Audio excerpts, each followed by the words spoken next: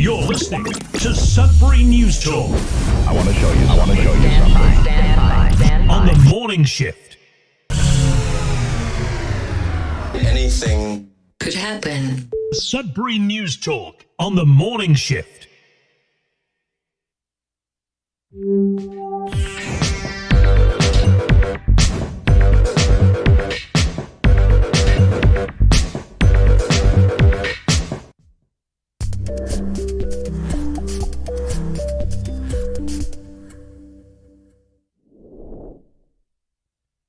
All right. Good morning, everyone. Welcome to Sudbury News Talk on the morning shift. Just getting used to a new little setup to make sure that we can be able to do a show each and every weekday morning between 7:30 and 8:30 on our local community and campus radio station, CKLU 96.7 FM, and stream at cklu.ca. Just click on the Radio Player Canada app. Logo. You can stream us. You could also download that same Radio Player Canada app and take us with you and listen to us anytime, anywhere on your favorite device. Yesterday, we didn't have a show on Friday. That was my doing because I had to be out of town and then come back on Monday. And basically, the show on Thursday was an interesting one too because I had a technical failure on one of my devices, and that was interesting. Something that only happens 1 out of 100 times. And then something that never happened before, the device in my other studio on yesterday seemed to have an altogether different glitch, and it made it so that way we couldn't go live on Facebook or YouTube, in which we are, as far as I know right now, live on Facebook and YouTube. And so thanks for all those who are hanging in and, and still ready for the show. And I didn't even mention any. I just kept the show going on air on CKLU yesterday. I didn't even put anything on Facebook. I'm kind of disgruntled at what's going on with our big tech giant Facebook, Meta, which is Facebook and Instagram, and Google and YouTube.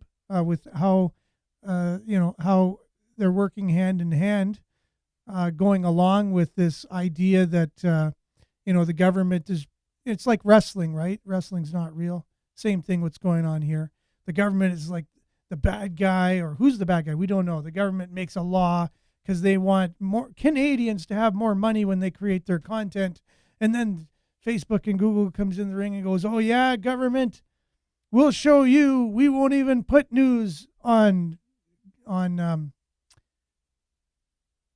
social media. We'll show you. And then they all go for a beer afterwards and laugh at us. And that's kind of like what it is. Like people are some people are buying this stuff, but the end result is you can't share news anymore, which is one step closer to a kind of world you don't want to be in, but you think it's going to be great. But you got another thing coming. It is what it is. It's the breakdown of our society, one step at a time, and you're witnessing it. You got front row seats to this wrestling match, by the way. It's all fake, but the end result is that you lose, they win, and somehow I don't even know why they're going, because they lose in the end too. They don't realize it, but they lose because what are they doing? Really, they're breaking down our society to do what? What's coming in its stead? I have no idea. So, let's get right into the show because there's lots to talk about. There's like 4 or 5 days of news. We got to go to our website now instead of Facebook page because we can't share news anymore. But from the websites, because we created a website aggregator, it's somehow similar. It's just not as efficient or convenient. But we can at least share the news this way through the show. As long as the show continues, I'm sure an algorithm or it's just a stage until we're no longer on Facebook or YouTube. Will have to be on our website and Rumble and hopefully continue on CKLU 96.7 FM, where there can be a voice at least for news. So with that, just a morning shout out to everybody. Good morning, Monique. Thanks for being with us. Good morning, Sudbury. Judy, good morning. Hope you're having a great Tuesday. I might even say it's Monday sometimes, just because it feels like a Monday. Shane, good morning. Thanks for being with us, my friend. I'll message you later and see if tomorrow is a possibility, and if not, that's fine. Totally up to you. Jerome, let's have at it. Sudbury News. Thank you. Welcome back. This is Stephen. I can always give you credit for your persistence, perseverance, and tenacity. Yeah, that's right. Even if we don't agree on most things, thank you very much for that. That's the idea of the show. Good morning, Pauline. Thanks for being with us this morning. We'll get to the weather really quick for you because I know you're looking forward to that. And Mona, good morning. Thanks for being with us as well. And Vin, morning to you. So we got a hearty little gang on here. Despite, welcome back. Thanks, Vin. Thank you. Same to you. Even despite not being on for since last Thursday and even half a show on Thursday, we still have a pretty good group despite that. So let's jump into the weather. We'll be back right after this.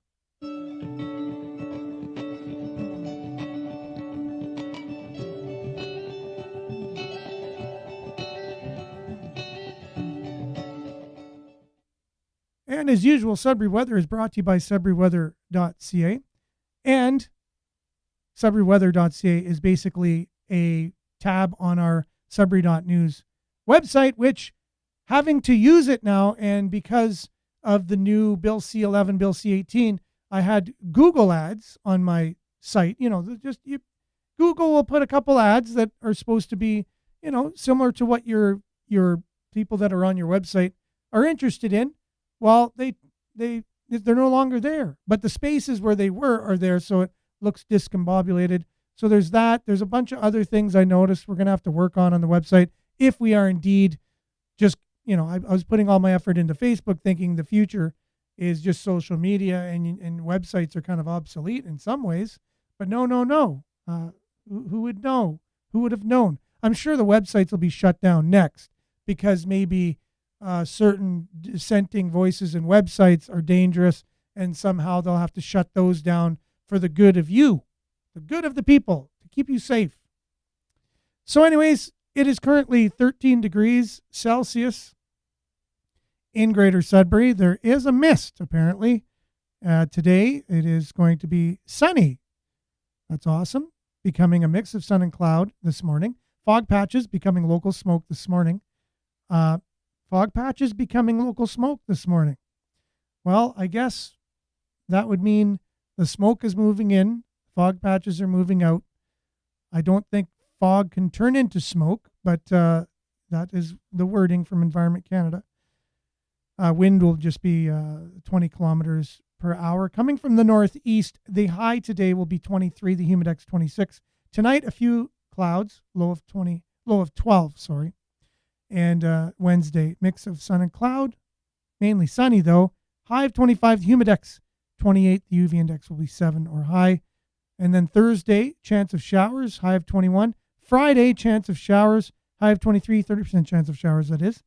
And Saturday, Sunday, looking to be a nice weekend, mix of sun and cloud, high of 27 for both Saturday and Sunday. And then predicted, to be 60% chance of showers and a high of 26 on Monday. Don't even know what our satellite is at here. So we got to refresh this one. That was from yesterday and didn't even need it because we didn't have any video yesterday. We just had the radio show. And so this was at 2:30 a.m. As you can see, a lot of the clearing going on here as the wind comes from the northeast. It's pushing the clouds away from us.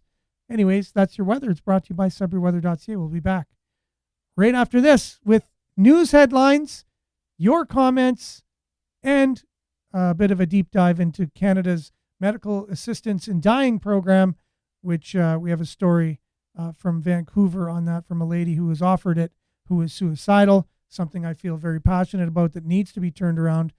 Just like I felt passionate about Bill C-11, Bill C-18 needed to be turned around. And now look what we got. Wait until you see the results of this one. if we just let it go. You got to stand up for certain things in this country that are happening. And that's another reason why news is going to be less and less accessible, because the more and more you know about this stuff, the more and more you want to stop it. But anyways, we'll be back with that towards the end of the show when we come back right after this.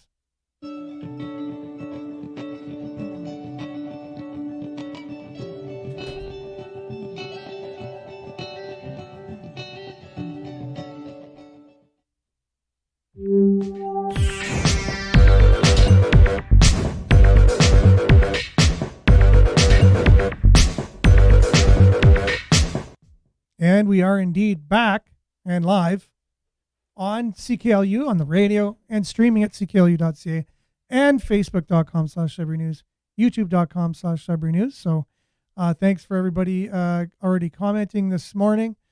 Hopefully my eyes are working here. So I'm confused, apparently. So your confusion about Canadian government, are the only thing themselves. So our only thing themselves is likely evidence that any failings of the policy are not intentional. I still think that Meta will blink and budge first. Okay, so they're in. So it's legitimate. Like wrestling is real too, right? Like Hulk Hogan was a real wrestler. They were really wrestling. It wasn't choreographed in any way, shape, or form. That's my take. My take is that it's all part of a greater plan to get to a certain result. We got the result. And we're going to see more of it. You won't see more news availability and more voices. You're going to see less. That's my prediction. We'll see, right? We'll see. One of us is going to be right. So the future is the only judge on that one. And that's the truth, right? Both of us have to admit that one. Morning. Oh, Rona, okay. Morning from Espanola. Denise, good morning. Thanks for being with us. Vince, so who requested Bill C-18 or C-11? The people? No, that's what I was wondering too. The majority? No, also. The majority. Or the minority, yes, exactly. Or is it purely a politician? Have you followed the evolution of the bills from the start? Exactly. Like I heard a fellow by the name of Dave, who comes on the show quite a bit and feels that we are propaganda and not, our state-run media. That's not propaganda. This is propaganda. Just some guy volunteering to be another voice in the city, other than what we just get rubber stamped as government sends something out, and our state-run media just rubber stamps it and gives it to you. And but no, I'm the propaganda. But anyways, that all this bill is doing is shutting other voices down and not state-run media. Oh, sure, they're not able to share right now. But the solution, wait for the solution they're going to come up with. It's going to be great. It's going to help the big companies out there. Oh, now the radio's not working. Okay, good. So we'll have to fix that. Thanks for that, Tina, for letting me know. I'm saying hurting, and we disagree about whether these outcomes are intentional. Yeah. Yeah, well, it's incompetence then.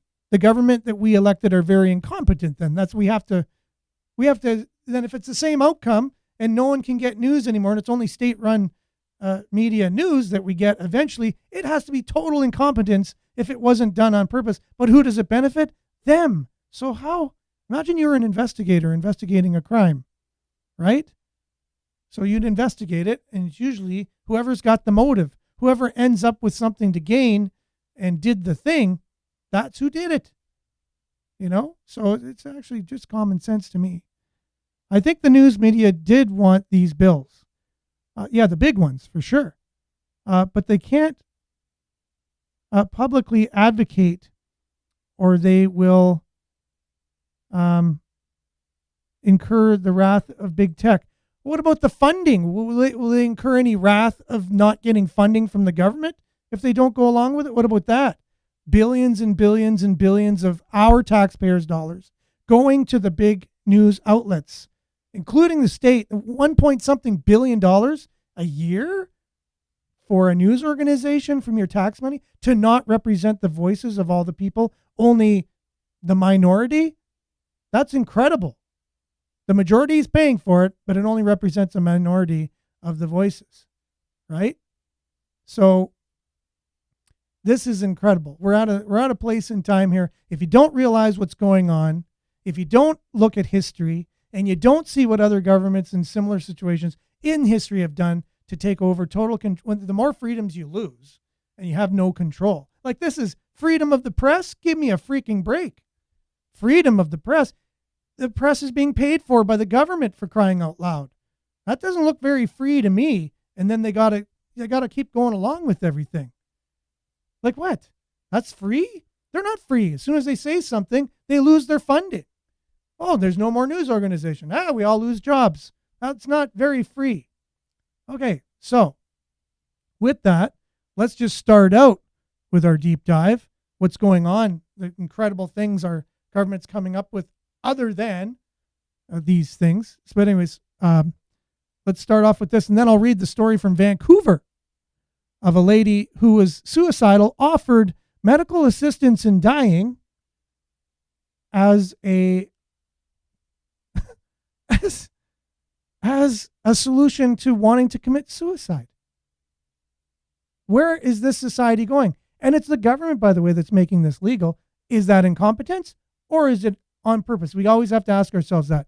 Incompetence or on purpose? Done. There's nothing, no two questions other than that. So let's just, Redacted does a really good deep dive on this. If you thought lockdowns and forced vaccinations were bad, well, this is outright evil what they're doing in Canada, in my opinion, and 11 other Western countries, by the way. It's not just Canada. The eugenics program to reduce world population is still alive and well in these countries. And now they're even rolling out assisted suicide television advertisements. So is life too hard for you? Got high credit card debt? Maybe you can't pay your car bills right now, your student loan bills or your car loan bills. Well, no problem. We've got a solution for you. This is a real advertisement for a retail company in Canada. Watch. Last breaths are sacred. When I imagine my final days, I see bubbles. I see the ocean. I see music. Even now, as I seek help to end my life, there is still so much beauty. You just have to be brave enough to see it. Yeah, so she's no longer with us. All is beauty. Wow, they're making it trendy. Yeah, very trendy. That's his part. They're spending money on advertising to say to you, hey, if you're depressed, you're anxious. You can tap out. You can tap out now. Tap out. We support this. This will help the global population problem that we think we have, right? This is part of the plan. So since 2016, I mean, it's absolutely evil. It gives me chills thinking about this. This is what we're facing right now. It's incredibly disturbing. Since 2016, Canada's medical assistance in dying, that's what it's called, medical assistance in dying, or MAID, M-A-I-D, their laws have allowed severely or terminally ill and disabled people to choose to die by either euthanasia, legal drugs administered by a physician, or physician-assisted suicide, which typically entails a provider that is prescribing lethal drugs and then a patient takes them independently. So listen to these numbers. More than 10,000 Canadians died this way last year, up 32% from 2020, and accounting for 3.3% of all deaths in Canada. That's a staggering number. Yeah. 3.3% of all deaths. Yeah.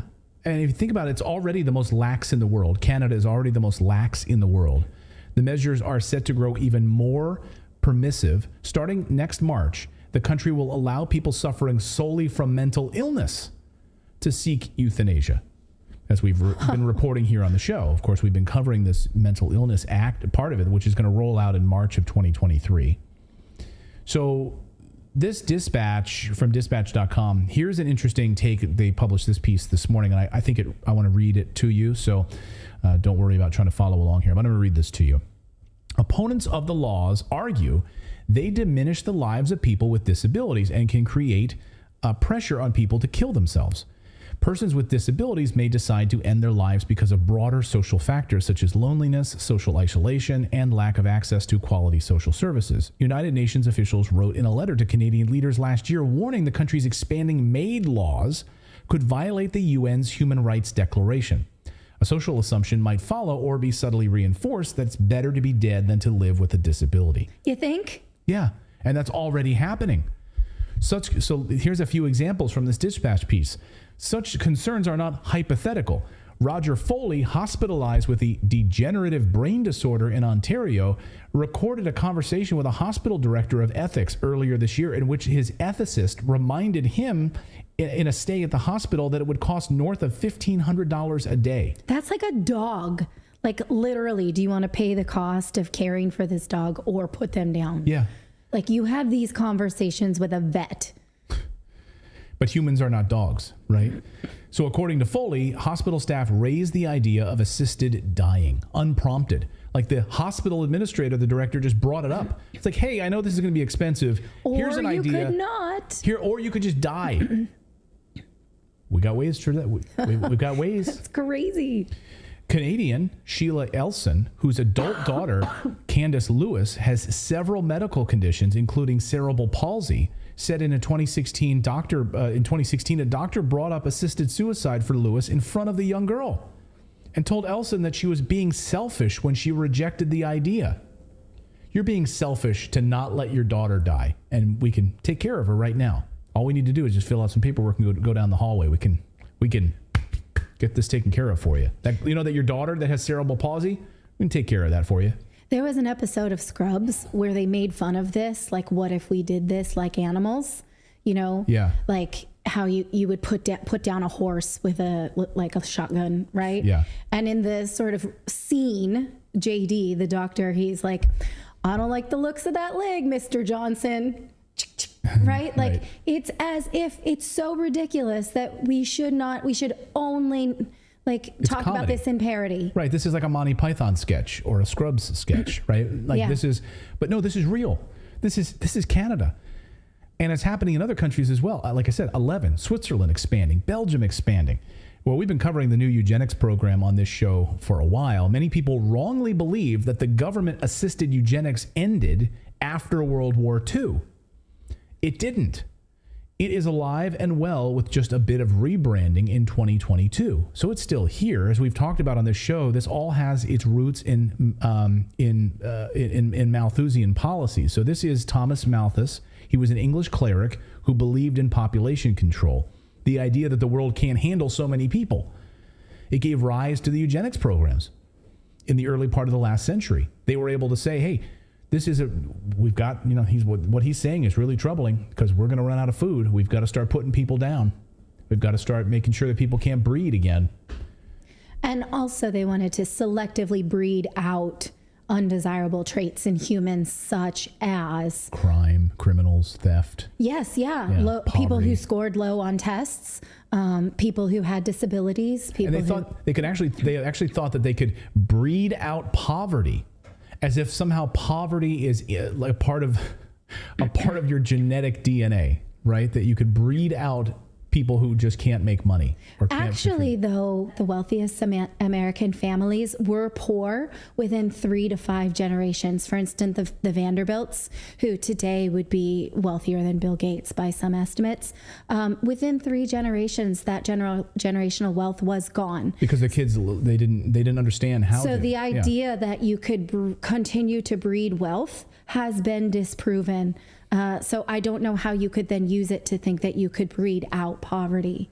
So the American eugenics movement embraced negative eugenics with the goal to eliminate undesirable genetic traits in the human race through selective breeding. Basically, the United States would push you off into camps where you would be sanitized and sterilized, right? So you couldn't breed, and they would kill you off, never to breed again, never to be a part of the problem again. It's What's amazing. interesting about this is that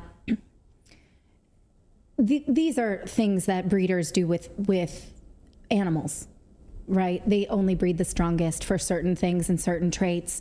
That's been understood. But humans are the only species which takes extra care of innately, we take extra care of our weakest. It's just something in us. If somebody needs help, that's what makes us human. Whereas most species will sort of like push out of the nest the one that's least viable. We don't do that. So this is what makes us human. So if we start to accept this, then we are fundamentally becoming less human. And this is exactly. Also, we aren't the same as animals to where like it takes many more generations for us to change than it does an animal. I think it's 10 generations you can have something completely different in an animal, but like what is that for humans? It's I don't know. I've never heard that. Yeah. I've often wondered why. But this is transhumanism. I mean, this is exactly what transhumanism is. Yeah. Instead of it being eugenics, right, the name eugenics, it's now transhumanism. And so this is exactly what Whitney Webb, I sat down with her and talked about this. And she says, this is happening. And now it's just been rebranded and it's transhumanism, right? It's making us less human. Watch. Talking about transhumanism, right? That's how you can really see what the eugenics program became. So after World War II, you have Julian Huxley, who's Aldous Huxley's brother. He's installed as the president of UNESCO, but he's also the president of the British Eugenics Society. And charting out his vision for UNESCO, he writes about eugenics. We need to make the unthinkable thinkable again. 10 years later, he describes how to do that in a book called New Bottles for New Wine. Which is basically him talking about the human race in that metaphor. And he creates the term transhumanism, Julian Huxley. Wow. And he says that this is the new eugenics, merging man with machine and using these technologies to manipulate genes and all of that. So, it's definitely evolved. Yeah, so it never went away. It evolved. Now, under the MAID laws in Canada, this is unbelievable part of the story. Canada's Pediatric Society says it's okay to basically eliminate children, as long as they show signs that they are mature. What does that even mean? Let me repeat that. Canada's Pediatric Society, under these MAID laws, basically says, hey, if the child is mature enough, like they're not an adult yet, not 18, but if they're showing signs of maturity, then they can. We're going to refer to them as mature minors, and they can make the determination to kill to be assisted suicide and taken care of. Basically, if they can decide their own gender, they can. No, but this is the same. Yeah, you make a good point. This is the same thing. Is that children should be able to change their bodies, make these decisions, make adult decisions as minors. Oh, you're 12 and you're depressed? Well, here you go. We don't even need to check with the parents. You're a mature minor. You're 12. You seem like you're mature. Do you want a doctor's note to go and take care of that thing called life? Like that's what we're talking about here. We have the red and blue pill. We have the hormone blocker or the life taker. Which one do you want, red or blue? Yeah. Yeah. Because continuing to live how you are right now is not an option. Unbelievable. Mature minors. It's an oxymoron, right? This is crazy. I mean, I wasn't mature until I was in my 30s. Well, you're not, in fact, because the process of myelation does not end until you're 30. So myelation is the process by which your brain sort of gets covered in what's like a phone wire, like this wire, think of it like a plastic. It sort of matures the brain. It starts at, right at the base of your neck and then moves forward to the prefrontal cortex. And that does not end until 30. And so how are you, that's why like a lot of us feel like you never had a conscious thought until you were 30. Yeah. I feel like that a lot of times. You didn't. You were like still maturing your brain. So how can you allow someone to make a decision that changes their entire future before this process is complete? So, well, the thing is, I was even thinking, like, why do we even let people get married before they're 30 if that's the case? Right. Like these are things that I'm worried about, not like, shall I remove parts of my body? Yeah. Well, and the thing is, this is happening in Canada. I don't think the pharmaceutical industry would let it happen here because they'd be losing too many potential residual clients? Depends, because our medical system works so much differently that, like, think of what an insurer would pay for this. For instance, like, why does an insurer want to pay for you to get your tubes tied, or a hysterectomy, or a what did you have, honey? The snip. I had vasectomy. Thank you. Oh, reduction surgery. No. Well, why would they want to do that, right? Because it will, like, the future costs will be mitigated, right? So they can charge a lot for that procedure, knowing they don't have to continue to pay for things that are expensive, like another baby or hormones or what have you. So in the United States, you could see that they could charge a lot for this. The insurance companies would absolutely pay it. And then, like, oh, good, that's a profit on that individual. Right now, I don't have to pay for expensive care. Right. In the future, I can make a profit on this. So they're focusing on the maybe people the with pharmaceutical pain. companies will come up with a way to make you so that you're not all the way gone, but you have to take a pill monthly to stay gone.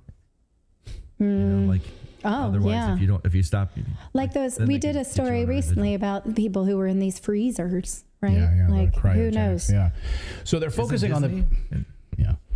So they're focusing on the people with pain, but that's just a tiny part of the story. Canada is now focusing on assisted suicide for the mentally ill. So it's not just about the pain anymore. Like, they're moving that narrative away from that, right? You can't pay your bills, you're depressed. Okay, we got a plan for you. If you're depressed, you have anxiety, you can take your own life. It's spreading to now most of other Western countries, Switzerland, Australia. I hate lumping in Australia. It's not a Western country. It's what, a southern hemisphere. Ideologically, it is. Ideologically, I say it. So I don't want to hear from Australians saying, we're not Western, but I get it. You know what I mean? Anyway, 11 countries right now. A 23-year-old in Belgium who was otherwise totally healthy suffered from depression, and she was involved in some sort of a terrorist attack that unfolded, and so it left her with, like, post-traumatic stress. Yeah. And she just wasn't not able to fully, like, live her life. And so the Belgian health authorities just helped her end her own life. There you go. You're 23 years old. There's no help for you.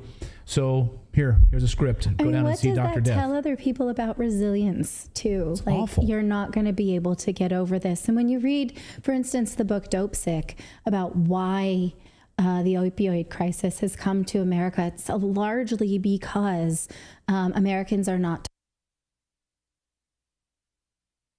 taught to deal with any amount of pain, because the doctors don't want to hear from them. Basically, it's like, this is a painful process you're going through, you're gonna get through it. Doctors basically don't want to hear it. So here's something for you, right? What is this teaching us about resilience and the ability to survive as humans? And what would it teach the next generation? It's really troubling. And from a spiritual perspective, like, my belief is that you come here with something to learn. Right. As a soul, and it's and what your main challenge is going to be, and you are just here to overcome. This is my spiritual belief. I'm not reporting the news now, but if you're facing something and you sort of tap out, my belief is that, like, you'll face this again in another life, and you're not leveling up as a soul, and it makes me sad. Again, that's my spiritual belief. I don't want to impose that on anybody, but that's my reaction to it.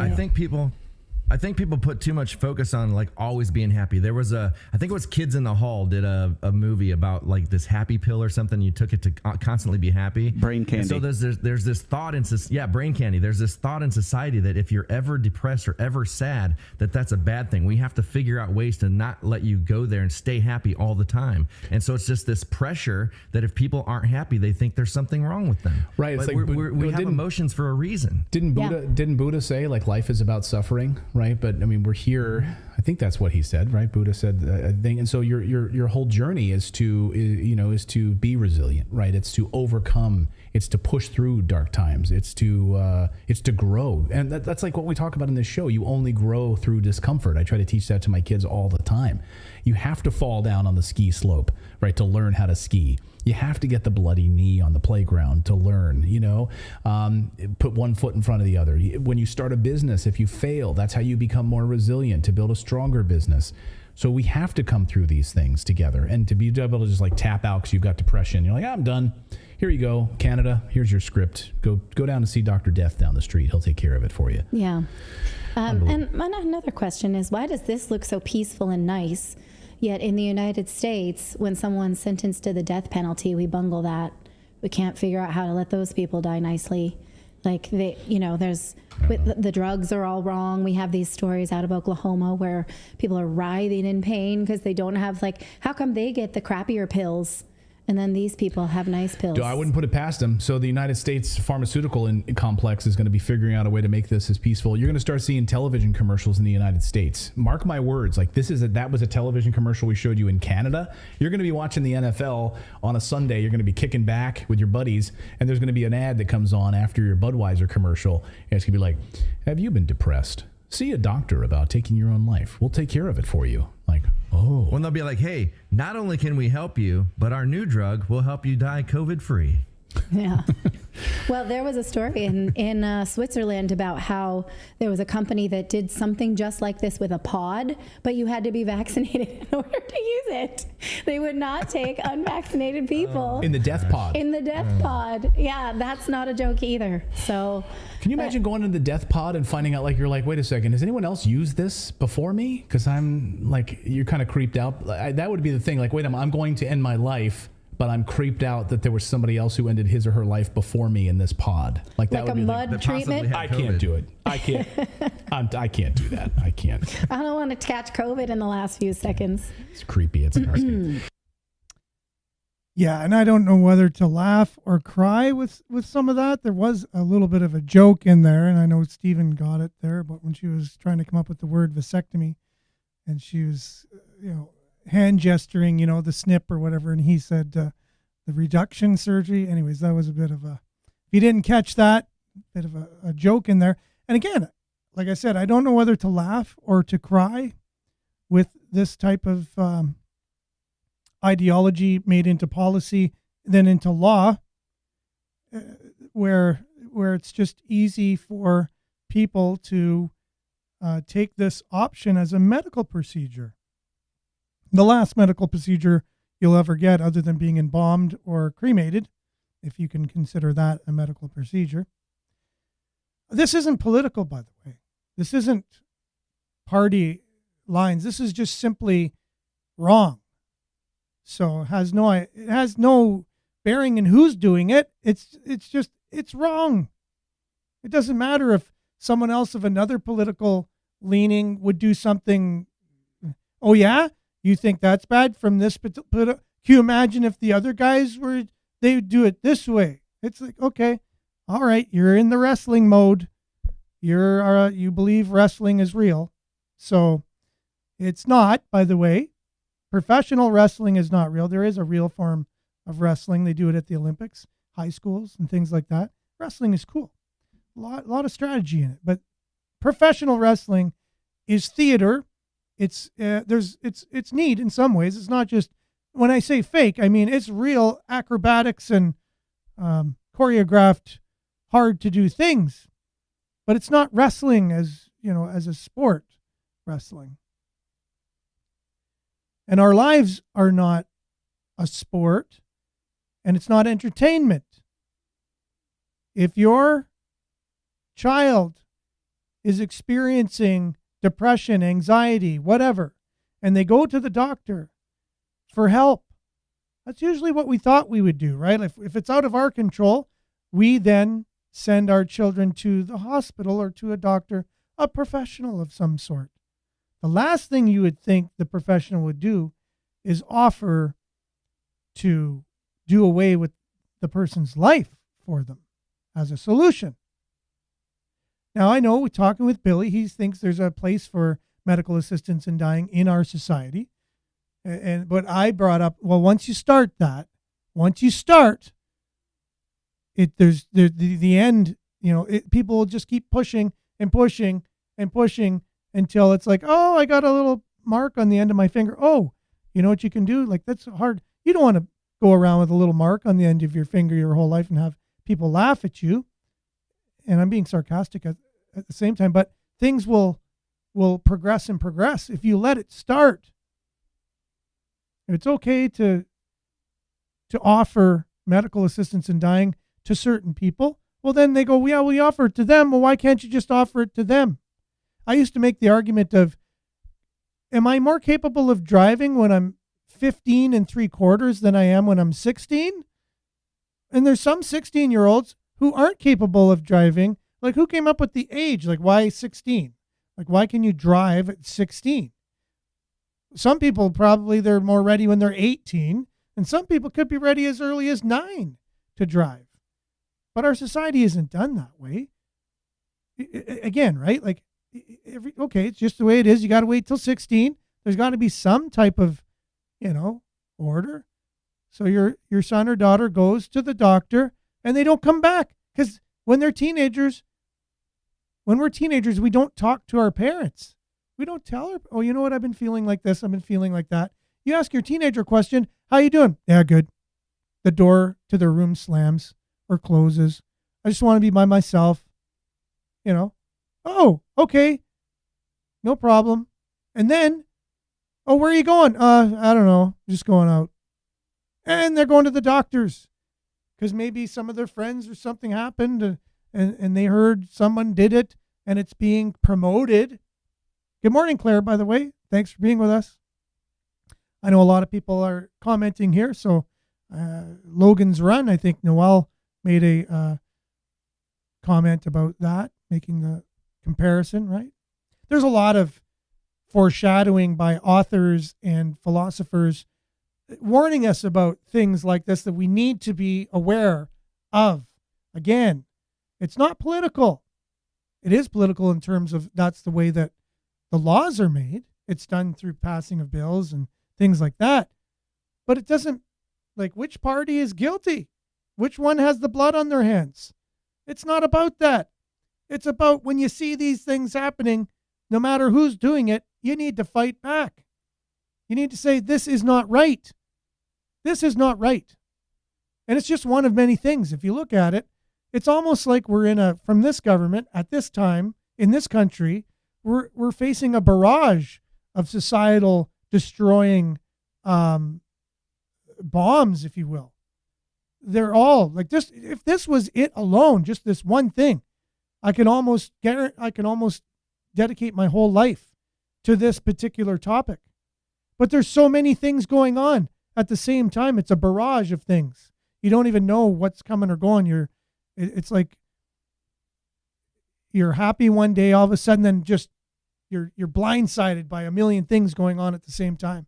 All these bills, bang, bang, bang, bang, bang, one after another. So in order to, you want something like this to go ahead, well, you don't want people talking about it, well, then shut down the conversation, shut down the news, because it's dangerous to talk about it. You can't have people talking about this. As long as, and mainstream media, that money that's coming in, you better not be you better be talking about this if you are in a favorable light. You better be saying a lot of doctors are thinking this is a good thing. You might write stories like that. You're not going to write stories like saying it's a bad thing, or else who's got the purse, who's holding the purse strings. You know what to do. Wink, wink. You think it's not. You think that's a conspiracy, but if you look at the facts, that's I'm just simplifying it in a coffee chat type of way, and that's the way that it is. Why though? What's going on? What's behind the scenes? Incompetence? On purpose? We don't know. Either it's severely incompetent where you're going to just kill off all of our young people who are depressed medically through our taxpayers' money, which most people don't agree with. You're going to do that? From incompetence? How does it end up like that from incompetence? That seems pretty focused of a thing to get to. To me, that would take a lot of thought, a lot of meetings, a lot to go through to get bills passed. That to me doesn't sound like incompetence. And the hosts and the panel that we watch from Redacted seem to allude to that's a philosophy that came out in certain years and certain people did it. And it's tied with eugenics, which hopefully most of us know what that is by now. It's alive and well in our world and not just in Canada. Canada is a leader in it, as we like to be with these types of things, with our it seems now, if I say something political now, the current leader seems to be somebody who's very, very passionate about moving this country forward in the ultra progressive type of way, which includes things like this. Which you have to wonder, if you're going to change everything. Can you imagine in your house changing everything at the same time? How chaotic that would be. Do your bathroom, do your kitchen, do your dining room, all new furniture, all at the same time. That's what it would be like. Total chaos. When you dismantle a society and you reinstall something else in its place. Very dangerous. Noel says, don't be radicalized, be prepared. And that's what it is. They're radical changes from a radical ideology. Radical. It's so radical. Remember back in the 80s, rad was a cool word? Hey, that's rad. Well, it's not so cool these days. Radical changes. You're throwing out the baby with the bathwater. That's 100% what it is. So you're complaining there's some poor people, like let's say capitalism, for instance. There's some poor people. Oh no, let's have socialism in its fullness because there's some poor people out there. Capitalism is 70% good and 30% bad. So let's make it 70% bad and 30% good, just so everyone can feel good that we're all in the same boat, I guess, is what seems to be happening. And if you're not happy, you know what you can do. Right? Craziness. That's all I got to say. That's absolutely absurd and crazy. Vancouver woman offered euthanasia after seeking help for suicidal thoughts. Let that sink in again, just after what we've been talking about. Vancouver woman offered euthanasia after seeking help for suicidal thoughts. Suicidal thoughts, wanting to kill herself, seeking help, and then offered, oh, no, you shouldn't do it. Let us do it for you. We can do it. Instead, a Vancouver woman is claiming she was offered the option of medical assistance in dying, or MAID, by a clinician when she went to a hospital for help with her suicidal thoughts. I very specifically went there that day because I didn't want to get into a situation where I would think about taking an overdose of medication. This is Catherine Mentler, who has chronic depression and feelings of suicidality. She's suicidal. She told the Globe and Mail. The more I think about it, I think it brings up more and more ethical and moral questions around it. Miss Mentler said she went to Vancouver General Hospital in June to receive psychiatric help for her feelings of hopelessness and suicidal thoughts. She said a clinician told her it would be a long wait to see a psychiatrist. Long wait? I wonder why. We have socialized healthcare. It's so good for everyone. It's great. Everyone can get it. Said that it would be a long wait to see someone who's going to help her through our medical system. Due to the broken healthcare system, that was the word of the clinician.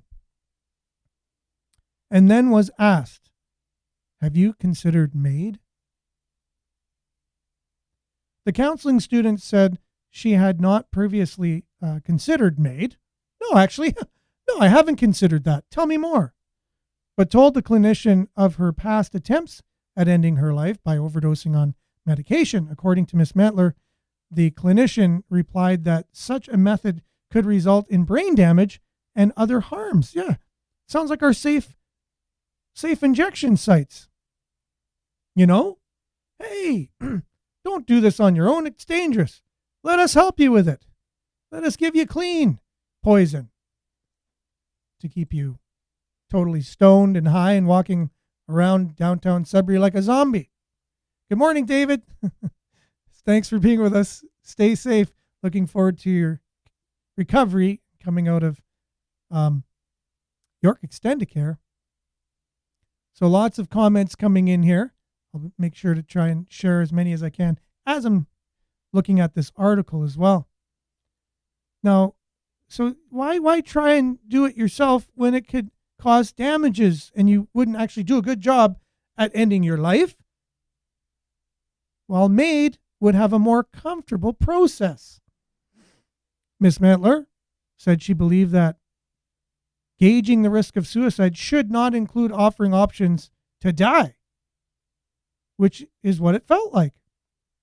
She said since the incident, she's been able to access support from Vancouver Coastal Health Societal Attempt Follow-Up Education and Research Program, and is expected to see a psychiatrist in the fall. That's the earliest time she could. She's suicidal. She's suicidal and can only see a psychiatrist in the fall. Now, fall could be as long as the end of November or whatever, in December. Right? So you're suicidal, and that's the quick response our medical system gives, paid by our tax money. Your money pays for the system that you think is great because you've been told it's great through propaganda that I've been accused of saying on this show by one particular viewer. Right? But you're conditioned to think we have a great medical system here compared to the rest of the world. If you get out of this system and you see other things, you'll see many positive things from other medical systems, and you'll see way more negative things with our medical system here. So, case in point, she wants help. She asks, they say, it's going to be too long to get the help you want, so we'll assist you in dying so you won't botch it up. We'll do it right for you. Not making this stuff up. This isn't conspiracy theories, and this is not partisan talking. This is not propaganda. This is what's happening. So, cold water on the face, bang your head against the wall a little bit, wake up. Wake up. Originally, I wanted to call the show Wake Up in the morning. Maybe I should now. Get the news out of there. Wake up, everyone, to the world you're living in. Because I think you've been sleeping for a while.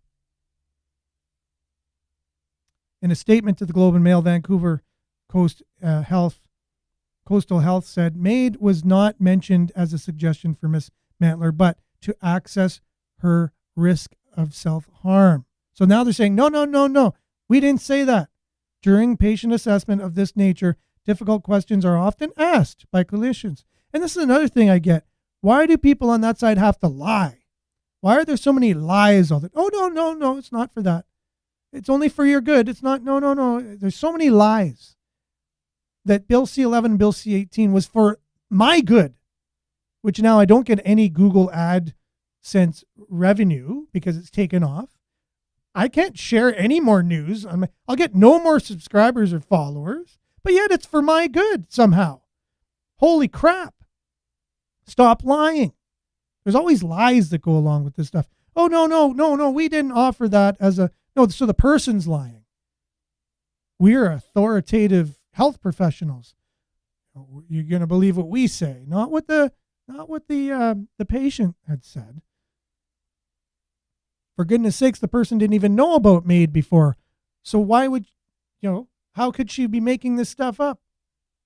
Well, she could be making, I'll give her that. She could. It could be. Yeah, it's a possibility. Highly unlikely, though. So they said, no, it's just standard. During patient assessments of this nature, difficult questions are often asked by clinicians to determine the appropriate care and risk to the patient, said the health authority in a statement provided by a public health affairs leader. See all those words? Oh, said the health authority. Statement is a strong word too. Public health affairs leader. This is, okay, he must be right. He's authority. Staff are to explore all available care options for the patient. So it is one of the options. That's all we're doing. It's just one option. It's not like we said, you should do this, or we made the person, no pun intended. They're obviously still here. We didn't do it. So we weren't doing anything wrong. It's just, we have to let them know it's there. It's an option. Staff are to explore all available care options for the patient and a clinical evaluation with the client who presents with suicidality. Suicidality may include questions about whether they have considered MAID. Exactly. That's so stupid. They're saying it's just one of the options. Not that we're doing anything wrong. But what do you do with an alcoholic who's coming to you to drink alcohol? Well, if you consider just having one more drink, just drink yourself to oblivion and you won't even realize you're an alcoholic. It is an option, by the way. If you don't really want to quit or do these things, you could still keep drinking. It's an option. But does the person at AA say that? Crying out loud. So they have to be questioned if they've considered MAID as part of their contemplations. We understand this conversation could be upsetting for some. We understand that this conversation could be upsetting for some. And I love that. The demure looking down from the authority at I understand this could be upsetting for some. Yeah. Welcome to your future, everyone, by the way. That's why you're going to be spoken of when you lose your bank. We understand this would be hard for you. But you made a comment on Sudbury News Talk that doesn't necessarily share our views as a bank. And we know it will be tough and you won't be able to get a bank from anyone else or won't be able to get services. We understand and we know it's going to be hard. So good luck. That's the way you'll be spoken to in the future. We understand this conversation could be upsetting for some and share our deepest apologies for any distress caused by this incident. And so on, so forth. I'll even just kind of keep going through the article. If you wanted to go back and even read it right off the screen after this, if you watch it on demand afterwards.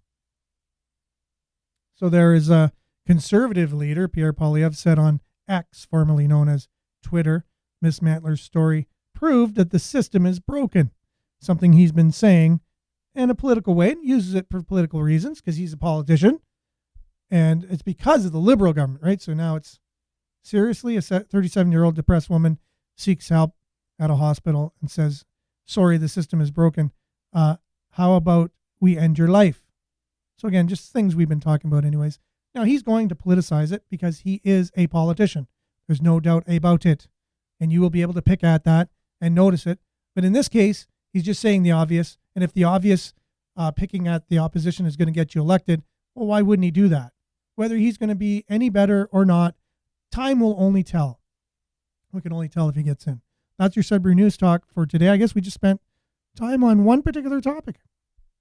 And that's how, and I'm kind of glad we did. It needs that. I think we could spend a similar deep dive the next time someone comes forward and says they've been offered that and how ridiculous and absurd it is.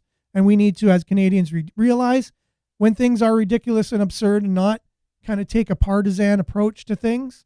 Well, if it's done by the Liberals, I got to go along with it because I'm a Liberal. No, if it's wrong, it's wrong. It doesn't matter if you're Liberal, NDP, Green, PPC, Conservative. It doesn't matter. Whatever other party is going to come out of the woodwork. So there you have it. Just stand up for things that are right and true, everybody. Have some integrity. Canadians, I think, by and large, are. We just need to wake up. I think we've historically rose to occasions to defend these types of things, and we can do the same today. What did our grandfathers go to war for in the first place? If we're just going to end up like this anyways. So hopefully we'll be back. I'm not sure what's happening with the CKLU thing. We're not on air. There's just dead air there. The computers seem to be offline. Not sure if there's a power outage or something happened with the networks there. But hopefully we'll be back at CKLU and Facebook and YouTube Live tomorrow. We'll see you then. Have a great Tuesday, everyone. Ciao for now.